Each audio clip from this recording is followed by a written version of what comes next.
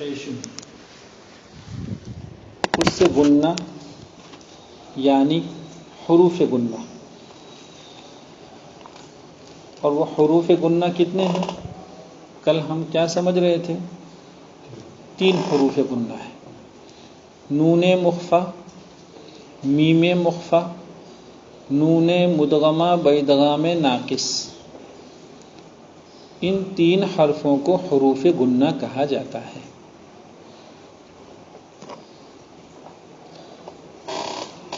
یاد ہوگا کل اس کو سمجھاتے ہوئے پہلے تو یہ بتلایا تھا کہ گو ہماری کتاب میں 14 مخرج اس سے گننا نکلتا ہے، لیکن گننا بیان کرنا مقصود نہیں ہے، اس لیے کہ مصنف نے خود گننا نکلتا ہے کہ شرح فرمائی، اور اس کی شرح فرماتے ہوئے 3 حروف بیان فرمائے. ویسے کتاب میں 2 ہی ہیں، لیکن وہ حروف کل ملا کے 3 ہیں. معلوم ہوا آپ کا منشا بھی 14واں مخرج اس سے گننا نکلتا ہے، آپ کا منشا نہیں ہے. آپ اپنے منشے کی وضاحت بات کی عبارت میں خود فرما رہے ہیں کہ اس سے صفت گننا مقصود نہیں ہے، بلکہ اس سے حروف گننا مقصود ہے. اس لیے کل جیسے آپ بچوں کو بتلایا تھا کہ آپ یوں یاد کریں گے کہ 14واں مخرج خیشم ہے اور اس سے حروف گننا نکلتے ہیں، اور حروف گننا تو وہ کل ملا کر 3 ہیں. یاد ہوگا کل بتلایا تھا کہ دیکھیں نون مخفا، نون ساکن کے بعد 15 حرفوں کے آنے پر نون جس طرح ادا کیا جاتا ہے اس کو اصطلاح میں اخفا کہتے ہیں، اور جس نون میں اخفا ہوتا ہے اس کو نون مخفا کہتے ہیں. نون مخفا کی ادا کیا ہے؟ طرف زبان ناپ کے مسوڑے میں، آپ نے نون کا مخرج یاد کیا ہوگا، طرف زبان ایک ناک سے لے کر دوسرے ناک تک اوپر کے دانتوں کے مسوڑے. تو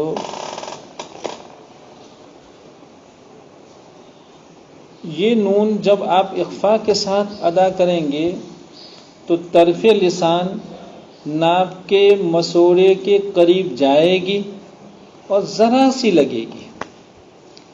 ایک تو آپ پڑھیے انعمت کا نون، ایک تو پڑھیں گے انعمت کا نون، یہ نون مظہرہ اظہار والا نون. اور ایک تو آپ پڑھیے وَمِمَّا رَزَقْنَاهُمْ يُنْفِقُونَ، نون مخفا.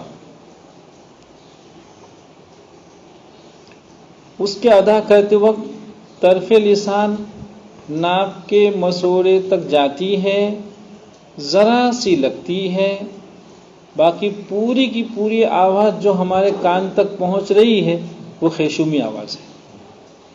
وہ کیا ہے؟ خیشومی آواز ہے. سمجھیے برابر. نون مخفا 2 جگہ سے آیا. ينفقون کے نون کی جو آواز ہمارے کان تک پہنچی ہے، یہ آواز 2 جگہ میں بنی ہے، 2 جگہ میں وہ تیار ہوئی ہے. کون 2 جگہ؟ ایک تو طرف لسان اور دوسرا خیشم. لیکن اس میں طرف لسان کا حصہ بہت معمولی ہے، باقی پورا کا پورا حصہ ہے خیشم کا. اگر یہ بات سمجھی ہے تو اب ہم آگے بڑھیں کہ نون مخفا میں طرف لسان جو اس کا اصل مخرج ہے، جہاں سے نون کی ذات اب تک بن رہی تھی، انعمت کے نون کی ذات طرف لسان ہی سے بنی. تو کسی بھی حرف کی ذات جس مخرج سے بنتی ہے، نون کی ذات مخرج سے جو بنتی تھی، یہاں آ کے ہم نے دیکھا نون مخفا میں کہ مخرج کا استعمال تو بہت معمولی ہو رہا ہے، ذرا سا ہو رہا ہے، تھوڑا سا مخرج کا استعمال تو ہو رہا ہے، اور باقی پوری آواز تو آ رہی کہاں سے؟ خیشم سے، اور خیشم سے آنے والی آواز کو اصطلاح قراء میں صفت غنہ کہا جاتا ہے۔ خیشم سے آنے والی آواز کو اصطلاح قراء میں غنہ کہا جاتا ہے، اور غنہ صفت ہے۔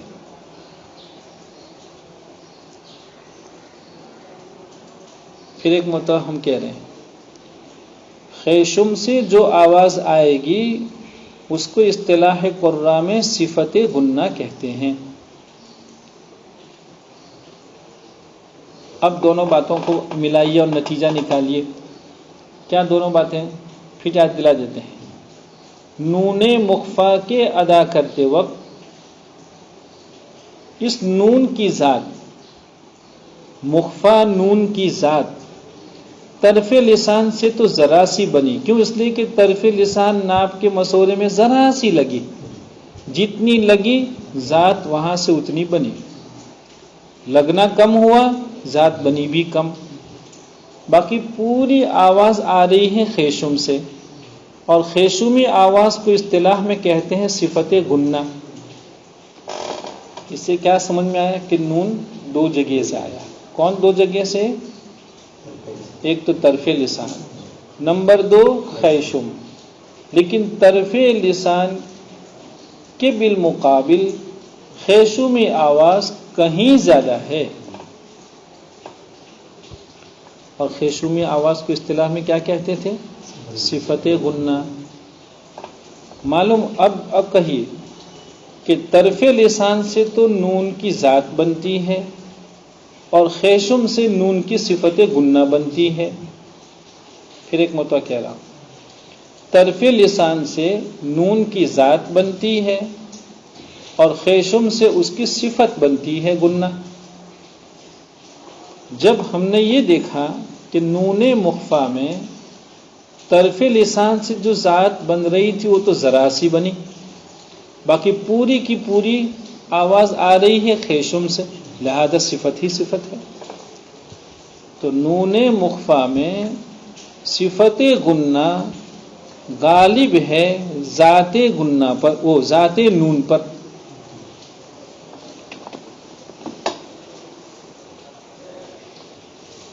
کیا کہا؟ نون مخفا میں صفت غنہ غالب ہے، زیادہ ہے بنسبت ذات کے۔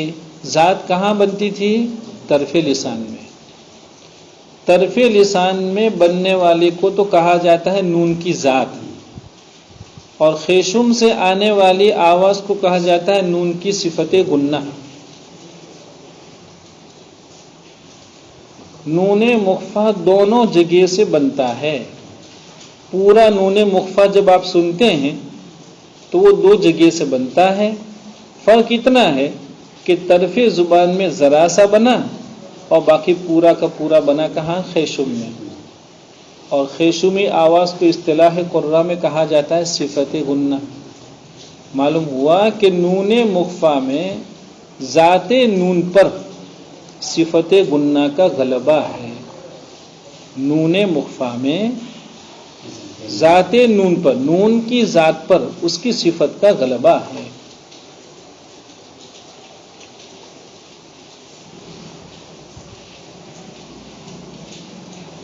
ارے دنیا میں ایسا بہت ہوتا ہے۔ آپ بہت سے مفتیان کرام یا بہت سے مفسرین و محدثین کو ان کی صفات ہی سے جانتے ہیں۔ حافظ رحمۃ اللہ علیہ، جب حضرات محدثین بولتے ہیں حافظ رحمۃ اللہ علیہ تو حافظ تو صفت ہے، یہ سن میں آیا۔ دیکھیے آپ اسی طرح کسی بھی حافظ صاحب کو کہتے ہیں حافظ صاحب، تو ان کا نام تو آپ نہیں لے رہے ہیں۔ مفتی صاحب کو کہہ رہے ہیں مفتی صاحب، قاری کو کہہ رہے ہیں قاری صاحب۔ معلوم ہوا کہ بہت سی مرتبہ ذات پر صفت کا غلبہ ہو جاتا ہے اور اس کا تعارف بجائے اپنی ذات سے ہونے کی صفت سے ہونے لگتا ہے۔ بالکل یہی مسئلہ پیش آ رہا ہے نون مخفا کو، کہ نون مخفا کی ذات اپنے مخرج میں تو ذرا سی بنی اور پوری کی پوری آ رہی آواز کہاں سے؟ خیشم سے، اور خیشم سے آنے والی آواز کو اصطلاح قراء میں کہتے ہیں صفت غنہ۔ تو کل ملا کر نون مخفا کی جو آواز ہمارے کان تک آتی ہے اس میں ذات ذرا سی ہے، باقی پوری کی پوری صفت ہی ہے۔ جب یہ بات سمجھی تو اب ارباب فن نے ایسے نون کا نام ایسے نون کا مخرج خیشم کہہ دیا اور اس کا نام کہہ دیا حرف غنہ۔ ایسے نون کا مخرج کہہ دیا خیشم،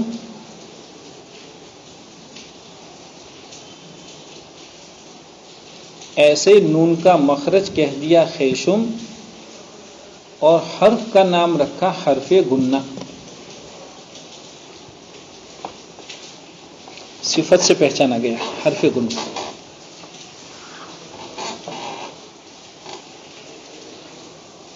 آ گیا سمجھ میں؟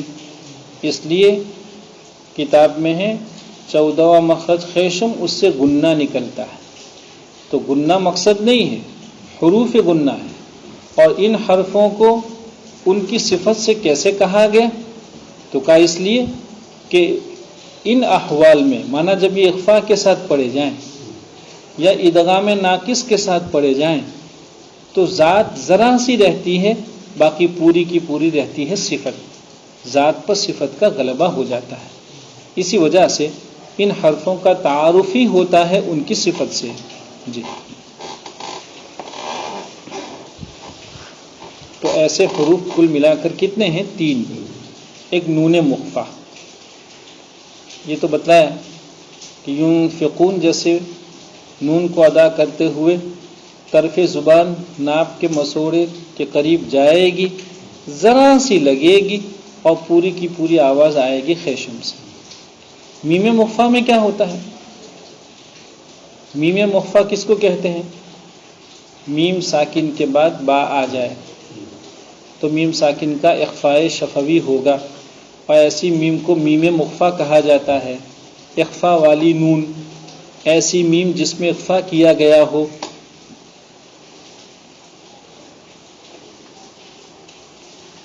اس کو میم مخفا کہتے ہیں۔ جیسے بھی ترمیہم بحجارہ،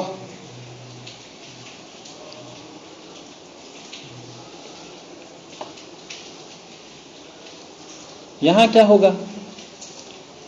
میم کا جو مخرج آپ کہتے ہیں، کل سمجھایا تھا، میم کا مخرج بتلایا تھا کہ لوگ کہتے ہیں دونوں ہونٹوں کی خشکی، لیکن خشکی سے مراد کیا؟ تری کا کم ہونا، کم تری والا حصہ، مائل بخشکی حصہ۔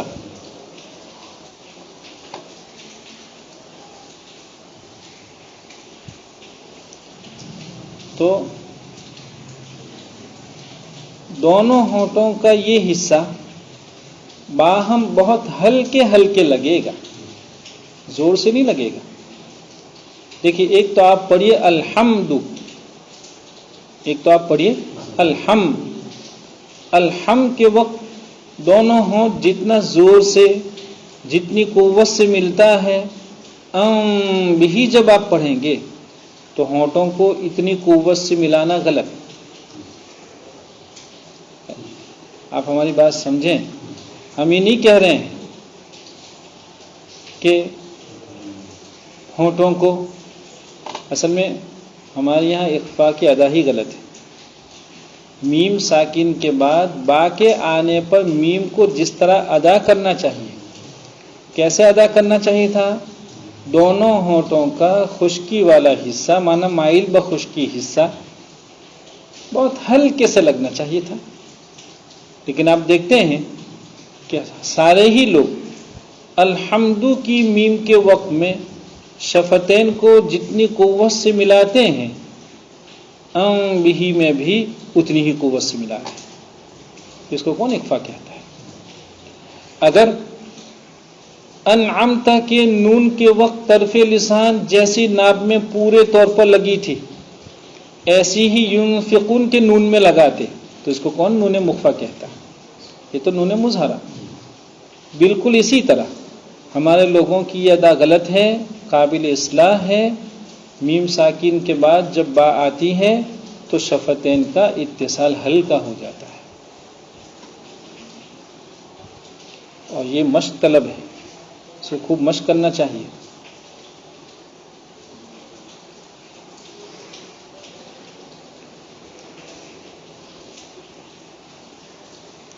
یہ الگ بات ہے کہ بعضوں نے شفتین کے اتصال کے ہلکے پن کو تھوڑا اور مبالغے سے، تو وہ دائرے سے نکل گئے، وہ حدود سے نکل گئے. خیر یہ ایک الگ مسئلہ ہے، عربی دوم کے بچوں کے کام کا نہیں ہے، آپ کی سطح سے اوپر کا مسئلہ ہے.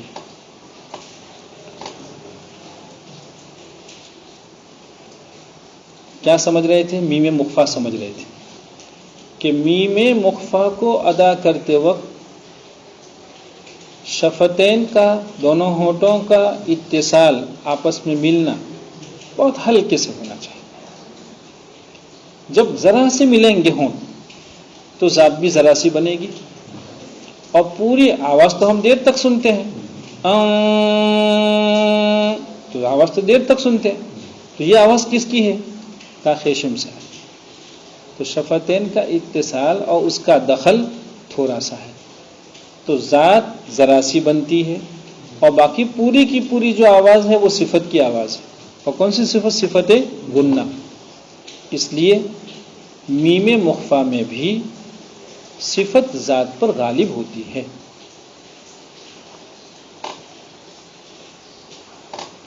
صفت ذات پر غالب ہوتی ہے، اس لیے ایسی میم کو میم مخفا کہا جاتا ہے. اور اس کا مخرج خیشم ہے، اور خیشم سے آواز کے زیادہ آنے کی وجہ سے یا خیشومی آواز کے غلبے کی وجہ سے اس کو حرف غنہ کہا جاتا ہے. یہاں صفت غالب ہے، صفت غنہ ذات پر غالب. صفت کس پر غالب ہوئی؟ ذات پر. ذات کیا تھی؟ شفتین کا اتصال. صفت کیا تھی؟ خیشومی آواز. تو شفتین کا اتصال ذرا سا اور باقی پوری آواز خیشم سے، لہذا ذات پر صفت کا غلبہ ہے. اس لیے یہ حروف پہچانے جاتے ہیں صفت سے، اور ان کا نام ہوتا ہے حروف غنہ. تیسرا حرف وہ کون؟ نون مدغمہ بادغام ناقص. کل بتلایا تھا، کچھ اشارے بھی کیے تھے کہ نون ساکن کے بعد واو اور یا،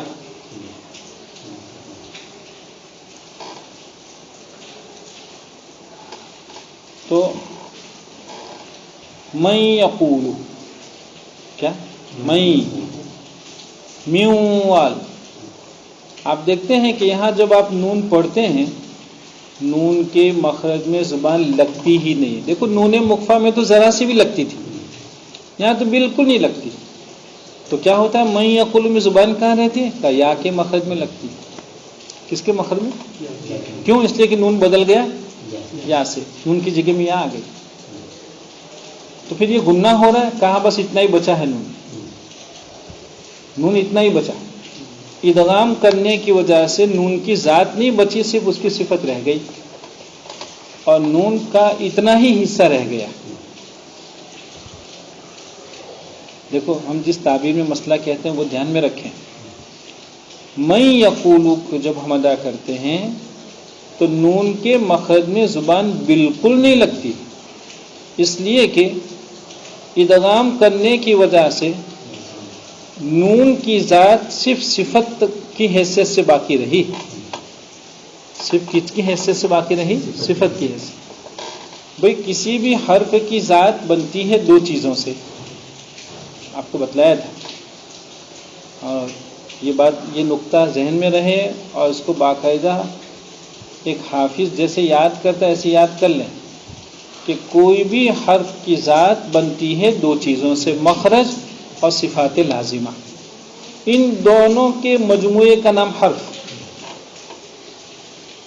اس کی قدر آپ ابھی نہیں سمجھیں گے، یہ اس تعبیر میں مسئلے کو کیوں کہہ رہا ہوں، کبھی آپ کو یہ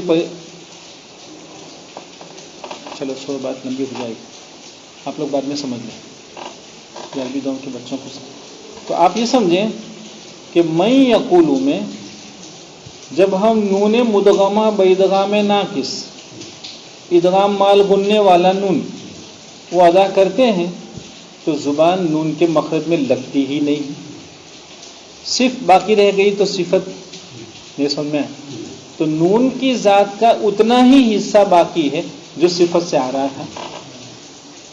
وہاں تو دو جگہ تھی، وہاں تو دو چیزیں تھیں، ذات بھی ذرا تھی اور صفت بھی تھی۔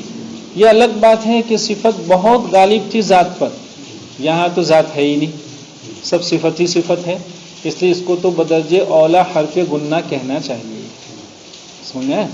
اس لیے اس کو تو بدرجہ اولا حرف گنہ۔ ان کو کیوں حرف گنہ کہا تھا، نون مخفا کو میم مخفا کو، کہ ذات ذرا سی ہے اور باقی پوری صفت ہے، تو چونکہ صفت غالب ہے ذات پر اس لیے صفت کے غلبے کی وجہ سے ان کو کہا گیا تھا حرف گنہ، لیکن یہاں تو ایسا ہے ذات ہے ہی نہیں، صرف صفت ہی صفت ہے، تو اس کو تو بدرجہ اولا حرف گنہ کہنا چاہیے۔ یوں حروف گنہ کل ملا کر 3 ہیں اور ان سب کا مخرج کیا ہے، خیشوم۔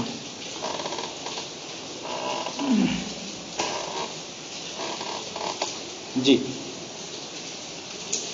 عربی دوم کے بچوں کی طرف سے کوئی اطلاع نہیں آئی؟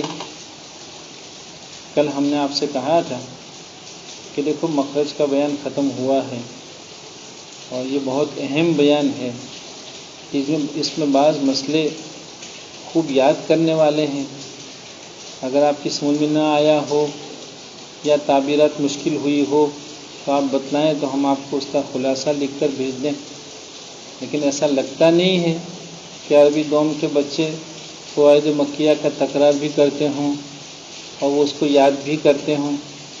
اگر وہ تکرار کرتے ہوتے، یاد کرتے ہوتے تو کم از کم ان کی طرف سے یا تو یہ بات آتی کہ ہاں کچھ مشکل ہے بھیج دیجیے، یا یہ ہے کہ نہیں الحمدللہ ٹھیک سے سمجھ میں آ گیا ہے، لیکن دونوں میں سے کچھ بھی نہیں ہے۔ دیکھو بچوں،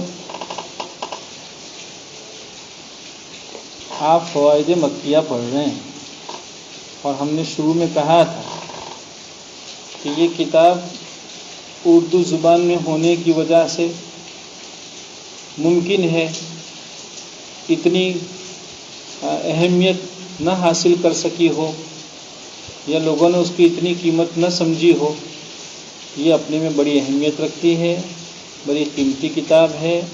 آپ آئندہ سال اگر اللہ نے موقع دیا خلاصہ پڑھیں گے تو فوائد مکیہ کی بنیاد ہی پر پڑھ سکیں گے۔ اگر فوائد مکیہ کی یہ مضامین آپ کو مستحضر نہیں ہوں گے، آپ نے یاد نہیں کیے ہوں گے، خلاصہ بالکل آپ کے بس کی نہیں رہے گی۔ اور حیرت کی بات ہے کہ ہم روز اول سے آپ بچوں سے یہ کہہ رہے ہیں کہ اللہ کے بندو اپنے اوقات کو ادھر ادھر ضائع کرنے والے دنیا میں کم نہیں ہیں۔ آپ اگر اس طرح ضائع کریں گے تو اس تعداد میں آپ کی وجہ سے کوئی خاص اضافہ ہونے والا نہیں، لیکن ایسے لوگ دنیا میں بہت کم ہیں، انگلیوں پہ گنے جانے والی تعداد ہے کہ جو دنیا سے فارغ ہو کر اللہ کی رضا کے لیے اللہ کے انتخاب کی لاج رکھتے ہوئے اپنے آپ کو 100% ان کتابوں میں جھونک دیں۔ ان کی شام بھی کتابوں میں ہو، ان کی رات بھی کتاب میں ہو، ان کی صبح بھی کتاب میں ہو۔ اللہ تعالیٰ نے آپ کو ایک ایسے زمرے میں بنایا ہے، آپ کا انتخاب اسی لیے فرمایا ہے۔ ایسا طبقہ، اس کے بعد میں یہ کیسا تصور کیا جائے گا کہ یہ رات میں تکرار نہیں کرتے ہیں، رات میں یاد نہیں کر رہے ہیں، اس لیے ان کی طرف سے کوئی اطلاع نہیں ہے۔ آپ اپنے مستقبل پر دھیان رکھیں، مستقبل پر نظر رکھیں، کچھ اپنے آپ کو بنانے کی کوشش کریں، اللہ نے موقع دیا ہے۔ خیر، فوائد مکیہ میں مخارج کے بیان میں ہم نے دیکھا صاحب فوائد مکیہ نے 14 مخارج بیان کیے۔ ان میں ایک تو آپ نے جوف کو شمار نہیں کیا،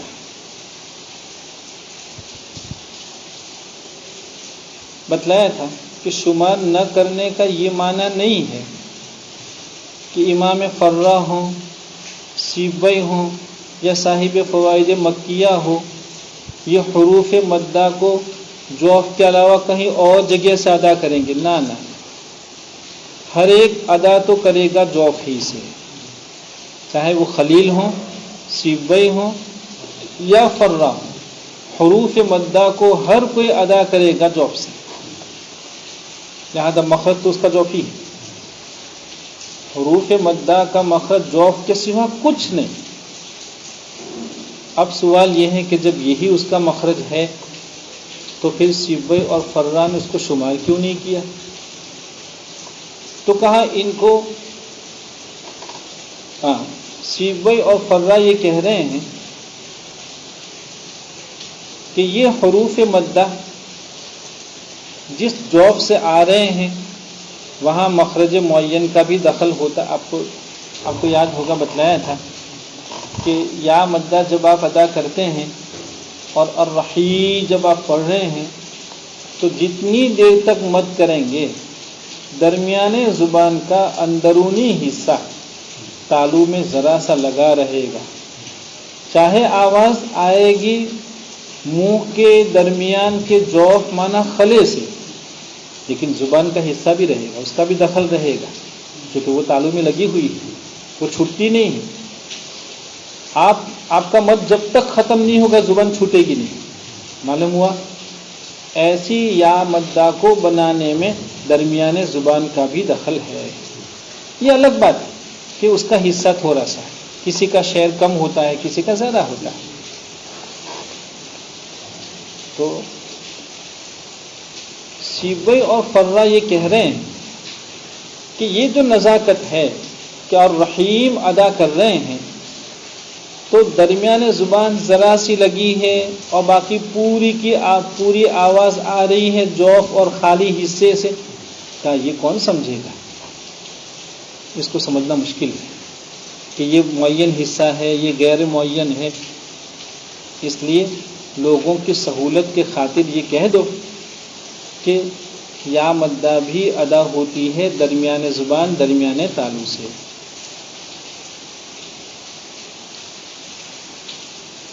کیا ان کا کہنا غلط ہے؟ یا مدہ ادا کرتے ہیں تو درمیان زبان کا کوئی حصہ نہیں ہے؟ تو کیا یہ الگ بات ہے کہ زیادہ ہے یا کم ہے، اقلیت اور اکثریت کا اس سے بحث نہیں ہے کہ نہیں؟ قبل ہے۔ کیا ہم اختصار چاہتے ہیں، سہولت چاہتے ہیں، بہت باریک مسئلے لوگ نہیں سمجھ پائیں گے تو کہہ دو ان کا مخرج درمیان زبان درمیان تالو۔ تو عام اذہان کی سہولت کے خاطر سیبوی اور فرا نے جوف کو مستقل مخرج کی حیثیت سے شمار نہیں کیا، ورنہ حروف مدہ ادا تو ہوتے ہیں جوف ہی سے۔ یہ الگ بات ہے کہ جوف سے ادا ہوتے ہوئے بھی اس کو مخرج معین سے تھوڑا تعلق رہتا ہے، مخرج معین سے تھوڑا تعلق رہتا ہے۔ بالکل یہی تقریر کریں گے کہ اس میں واو مدہ ہے، کہ واو مدہ بتلایا تھا قو انفسکم، جتنی دیر تک آپ مد کریں گے دونوں ہونٹوں کے کنارے باہم آپس میں ملیں گے، لیکن سامنے والا ہونٹ کھل جائے گا، گول ہو جائے گا، اور وہ ہیں جوف شفتین۔ واو مدہ دو جگہ سے بنا، دونوں ہونٹوں کا کنارہ ایک اور سامنے والے ہونٹوں کا خلا، دو جگہ سے۔ خلے والا حصہ زیادہ ہے بنسبت معین حصے کے، لیکن یہ تمیز کون کرے گا؟ آپ پڑھیے خود، آپ عربی دوم کے بچے ہیں، آپ قالو آمنا پڑھیے اور ہم جو تقریر کر رہے ہیں اس کو سمجھنے کی کوشش کیجیے، آپ کے لیے بھی مشکل ہو جائے گی۔ تقریر کو یاد کر لینا سمجھنا آسان، لیکن آپ جب ادا کر رہے ہوں، ادا کرتے ہو آپ کو حق الیقین ہونا چاہیے، یعنی آپ کو یہ ہونا کہ ہاں یہ بات جو کہہ رہے ہیں، دیکھیں آواز کا تھوڑا سا حصہ دونوں ہونٹوں کے کنارے سے آ رہا ہے اور زیادہ تر حصہ جوف شفتین سے آ رہا ہے، یہ سمجھنا اتنا آسان نہیں۔ اس وجہ سے فرا اور سیبوئی نے واو مدہ کا مخرج جوف نہیں کہا، جوف کو شمار ہی نہیں کیا، کہ اس کا مخرج کیا؟ معین، دونوں ہونٹوں کا کنارہ۔ تو عام اذہان اور جو ہے وہ لوگوں کی سمجھ کی سطح کو پیش نظر رکھ کر انہوں نے جوف کے مخرج کو شمار ہی نہیں کیا۔ ہاں الف مدہ کا مسئلہ ہے، الف مدہ واو مدہ کی طرح نہیں، یا مدہ کی طرح نہیں کہ مخرج معین سے تھوڑا اور باقی جوف سے۔ الف مدہ 100% جوفی ہے، الف مدہ اس کو مخرج معین سے بالکل تعلق نہیں۔ ہاں لیکن جوف کس کا؟ الف مدہ میں الف مدہ کا مخرج کیا؟ تو آپ کہہ رہے ہیں جوف، لیکن کون سا جوف؟ جوف اقصائے حلق، تو کا اقصائے حلق ہے ہی، کا اقصائے حلق نام کا مخرج تو ہمیں بیان کرنا ہی ہے حمزہ ہا کے لیے۔ اب اتنا ہے کہ حمزہ ہا اقصائے حلق کے معین حصے سے اور الف جو ہے اقصائے حلق کے غیر معین حصے سے، کیا ہے تو اقصائے حلق، تو لوگوں کی آسانی کے لیے ہم نے الف مدہ کا مخرج بھی کہہ دیا اقصائے حلق۔ جی